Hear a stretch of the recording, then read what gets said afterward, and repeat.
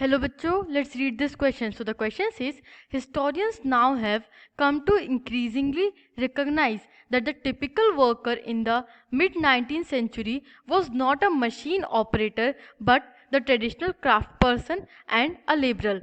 Justify by giving examples. Second part is, why do historians agree that the typical worker in the mid 19th century was not a machine operator but the traditional craftsperson and laborer?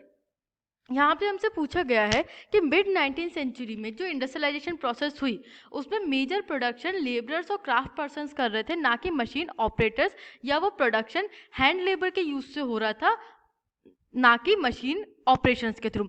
हमें इस चीज़ को justify करना है। Let's see the key concept. So the key concept is proto industrialisation. अब हमारे दिमाग में industrialisation का मीनिंग क्या होता है? इंडस्ट्रियलाइजेशन मतलब कि फैक्ट्रीज में प्रोडक्शन जो होता है, एक लार्ज स्केल प्रोडक्शन जो कि फैक्ट्रीज में हो रहा होता है। बट यहाँ पे हम प्रोटो इंडस्ट्रियलाइजेशन से ये समझते हैं कि without the use of machines, मतलब इस फैक्ट्री इंडस्ट्रियलाइजेशन के पहले का टाइम जब हैंड लेबर के यूज से एक लार्ज स्केल प्रोडक्शन हो रहा था। Let's see our answer. First point is slow pace of technology of new machines.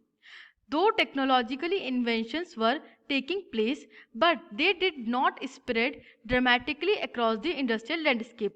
अब टेक्नोलॉजिकल इनोवेशंस तो हो रही थी बहुत ज़्यादा, बट वो बहुत स्लो पेस पे स्प्रेड हो रहे थे और उनका यूज़ बहुत लेट अडॉप्ट किया गया। Second point is expensive machines. New technology and machines were expensive, so the producers and the industrialists were cautious about using them. The machines often broke down and the repair was costly. Machines were not as effective as claimed by the inventors and the manufacturers. अब यहाँ पे क्या कहा गया है कि जो machines थी वो बहुत एक्सपेंसिव थी, इसीलिए जो प्रोड्यूसर्स और इंडस्ट्रियलिस्ट थे वो उसको यूज़ नहीं करना चाहते थे। अगर वो मशीन्स यूज़ भी करते थे तो मशीन्स के टूटने का और उनका जो रिपेयर कॉस्ट होता था वो और ज़्यादा एक्सपेंसिवली बर्डन पड़ता था इंडस्ट्रियलिस्ट के ऊपर। और मशीन्स का जो इफेक्टिव यूज़ क्लेम किया जाता था bye there inventors and manufacturers, वो उतनी भी ज़्यादा इफेक्टिव नहीं साबित हो रही थी इन द प्रोडक्शन प्रोसेस। इस वजह से मशीन्स का यूज़ बहुत ज़्यादा स्लो हुआ और बहुत ज़्यादा स्लो पेस पर टेक्नोलॉजी को अडॉप्ट किया गया in the production process. Third point is domination of traditional industry. The modern machinery and industries could not easily displace their traditional industries.